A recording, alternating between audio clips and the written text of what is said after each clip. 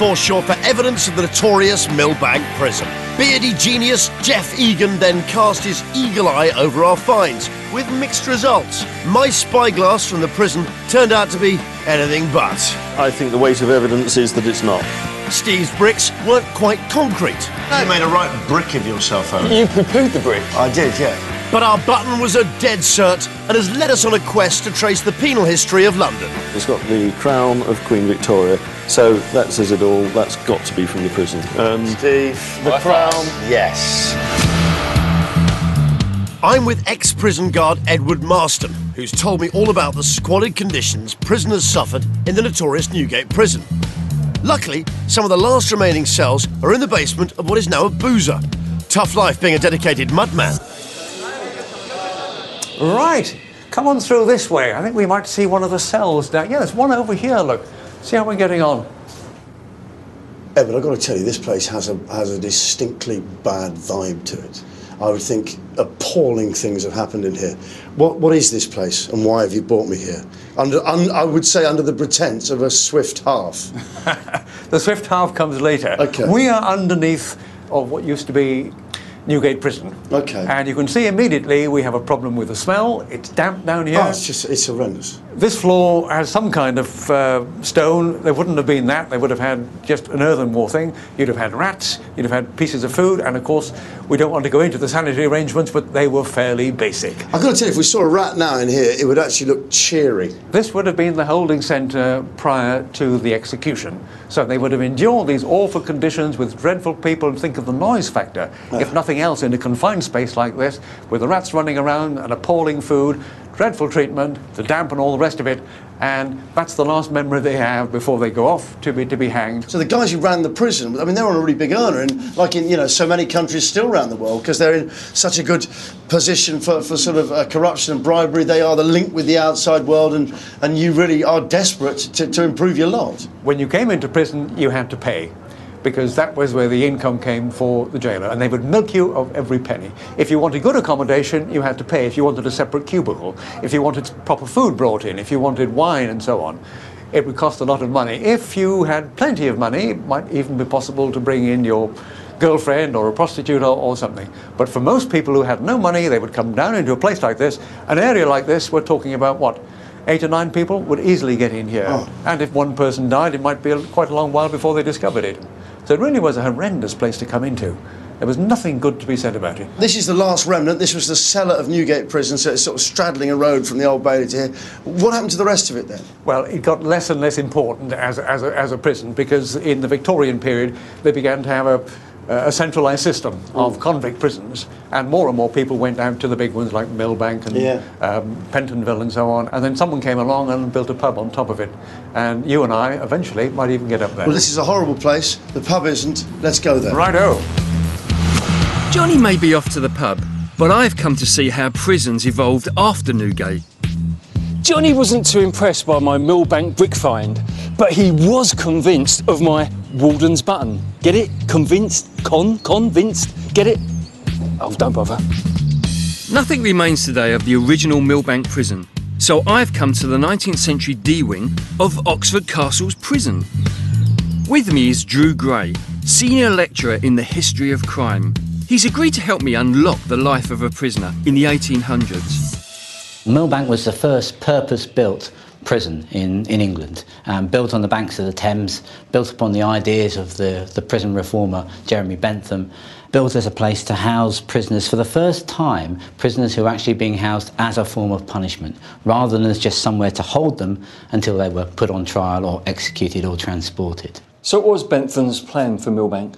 Well, Bentham's idea was to have a building built as a pentagon with 5 parts, all radiating out. So you've got corridors and an observation tower, as if it's a spider's web, to control everything around you from the centre. It's separate cells, built to house up to 1,000 people, but 1 man in 1 cell and 1 woman in 1 cell, bringing a sense of reform to these individuals. What do you mean by reform? People like Bentham believed that you could change the way change a criminal's outlook.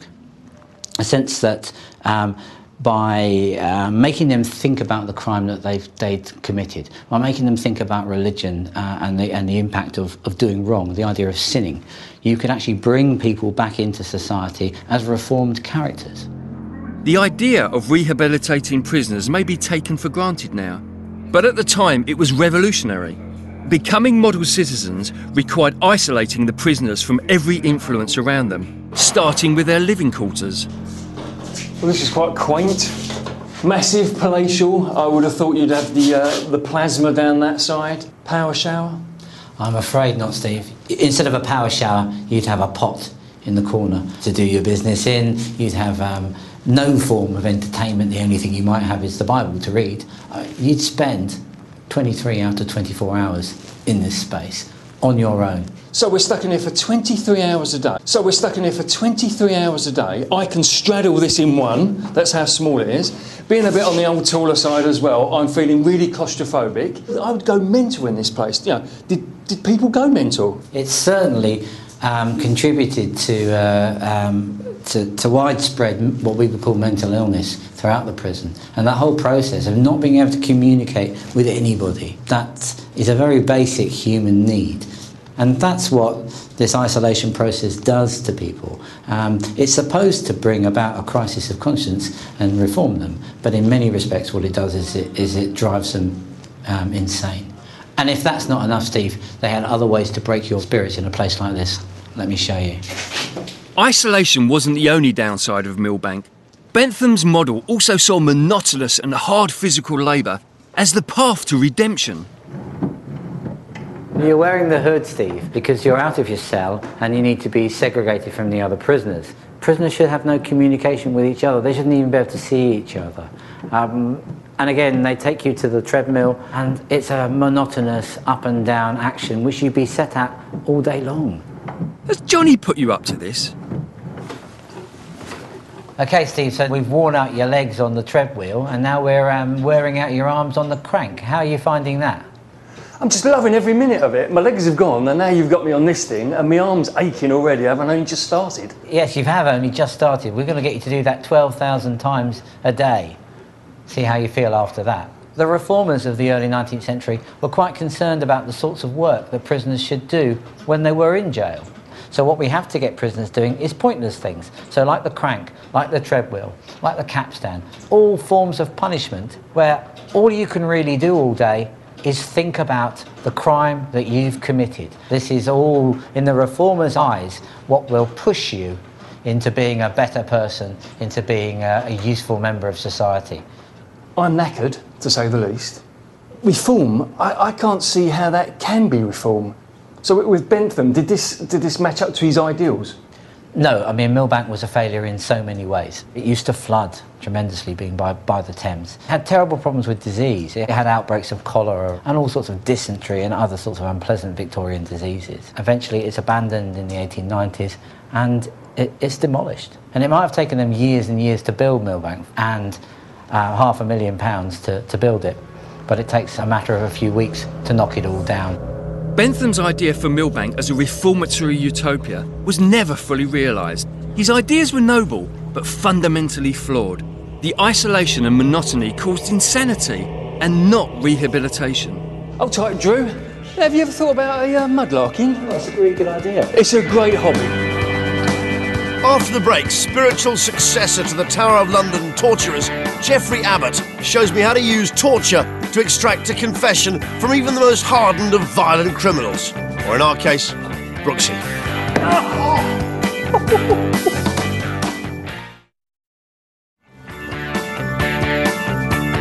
Armed with a team of specialist mudmen and teamed up with self-styled mud god Steve Brooker, we're boldly going on a mission through history. Battling the cold, the sewage, and the odd angry seagull, we're sifting through the centuries of Londoners' discarded tomes and tokens, piecing together a hidden history of a capital city.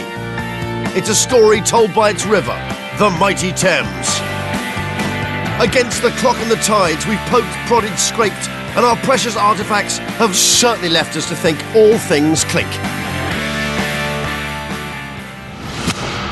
Dungeon life was very brutal, but it was luxury compared with what went before. There are quite a few definitions of what torture actually is in the dictionary, but number one nearly always seems to be the infliction of serious physical pain as a means of punishment or coercion. Now, in Britain, obviously, there was a real torture culture. Some of it was brutal, some of it was very public, but nearly always it was very, very humiliating. Hence, Steve. You all right, Steve? Now, Yeah, ecstatic. Steve, as you can see, is in a pillory, not a stocks, as it's often mistakenly called, but this is a pillory, as you can see. The pillory is the big brother of the stocks, which only restrains your feet. Most people know that fruit and veg were thrown at the captive, but dead cats and dogs were also favourite of angry mobs. What I'm really doing, actually, is putting the fun in public humiliation. So let's meet today's torturers. Come on down! You see that man there with the shiny head? Well, I want you to try and get that sponge onto that head. Oh, nearly don't sit them. Yes! Cheers, Johnny. Meant to be 50-50 on these quests. Oh, it was a beauty! Natural born torturer. Go for it. Oh, hey! Oh, he's got wedged in. Oh! Geoffrey Abbott is a former yeoman of the Tower of London. In years gone by, these were the guys that tortured guests on Her Majesty's pleasure. He has also written several books on the subject. What he doesn't know about pain isn't worth knowing. Oh, do you know something? Can I just say, hang on a second, Steve. He'll be back in a minute.